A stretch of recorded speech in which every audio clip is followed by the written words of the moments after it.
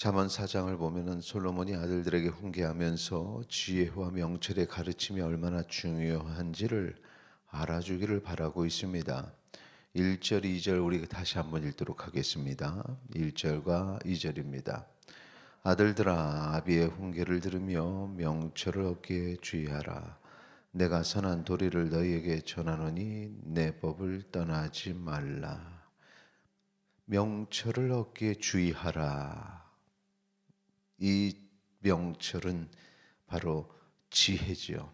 그래서 지혜를 배우는 것, 이 지혜를 가르치는 그 자신의 가르침이 얼마나 중요한지 주의해서 들어라 라는 것입니다.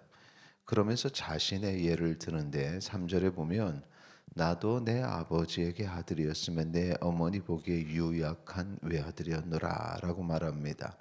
앞에 아들과 뒤에 유약한 외아들은 같은 의미로 쓰이고 있습니다. 연약한 자였다. 연약한 아들에게 아버지 다윗이 가르쳤던 것 지혜라는 것입니다. 그리고 자신이 그 지혜를 얻어서 그 지금의 자리에 있는 것이다 라는 것인데, 그러면서 5절에서 7절까지의 내용을 보면은 계속해서 지혜를 강조하고 있습니다. 지혜를 얻고 지혜를 버리지 말고 지혜가 제일이기 때문에 지혜를 얻어야 한다. 8절과 9절에서 말하는 것, 그것도 지혜입니다. 같이 읽겠습니다. 8절 9절. 그를 높이라, 그리하면 그가 너를 높이 들리라. 만일 그를 품으면 그가 너를 영화롭게 하리라. 그가 아름다운 관을 내 머리에 두겠고 영화로운 면류관을 내게 주리라 하셨느니라. 아멘. 의인화된 지혜. 그래서 그 지혜를 높이면 우리가 높아집니다. 그러니까 지혜를 삶의 가장 중요한 것으로 두면은 그 지혜로 말미암아 우리의 삶이 내가 영화롭게 된다라는 것입니다.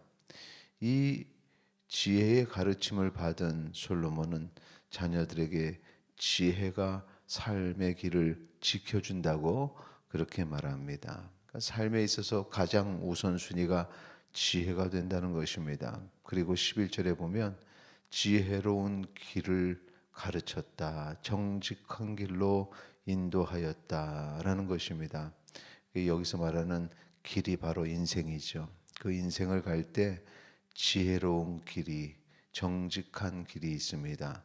그곳으로 가야만 12절에 보면 뭐라고 말합니까? 같이 있습니다.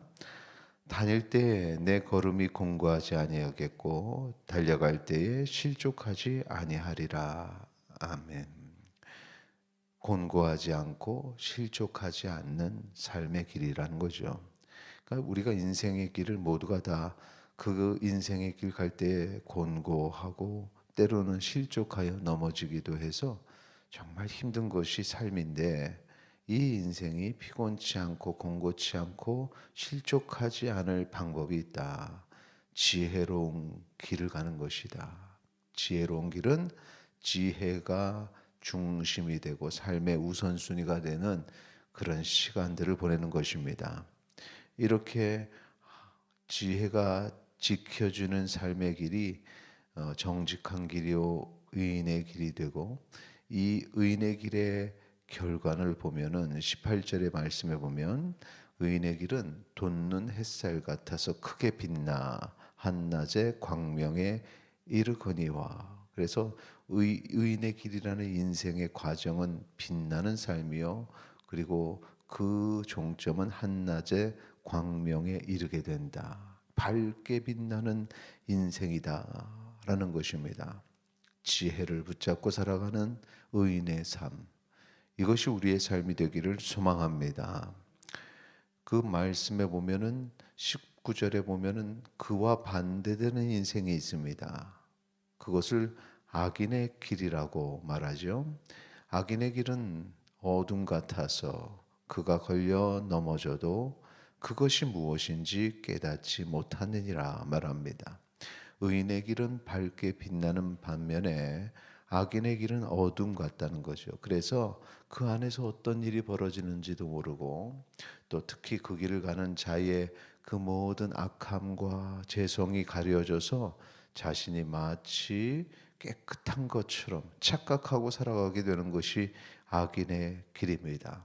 그런데 반면에 자신이 넘어져도 모르는 것이 악인의 길이죠. 그리고 넘어질 수밖에 없습니다. 왜? 어둠의 길이기 때문에, 아무것도 보이지 않기 때문에 그렇습니다.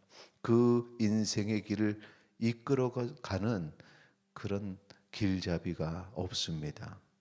그래서 유혹에 쉽게 빠지고 실족하고 그 인생의 마지막이 밝지 못하는 그런 한탄하는 인생이 되는 것입니다.